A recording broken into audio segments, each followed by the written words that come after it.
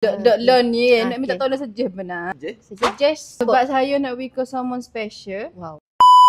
Disebabkan Cik Yana kita minta untuk Kak Pah suggestkan botol hot comel, dia nak bagi dekat someone special. Kak Pah adalah satu jenis botol sangat-sangat comel. If kita nak bagi hadiah dekat someone special perempuan. Botol bersaiz 35ml. Dia punya pattern botol ni sangat-sangat comel. Dia ada reka bentuk yang sangat-sangat menarik. Okay, comel sangat botol ni. Dan botol ni kita ada 6 warna yang berbeza. Warna pink, warna merah, warna blue black, hitam, putih dan satu lagi warna hijau. So untuk botol ni, kalau awak nak bagi hadiah, kalau awak nak borong, kuantiti borong kita serendah 10 botol sahaja. Kita bagi dengan harga 18 ya just botol. So untuk botol ni pula, botol ni didatangi dengan spray jenis screw. So andai kata awak nak beli botol kosong, awak nak isi sendiri ke, awak nak buat bancu hair sendiri, sangat-sangatlah comel. Dan untuk pilihan wangian pula, kita ada lebih daripada 800 jenis wangian.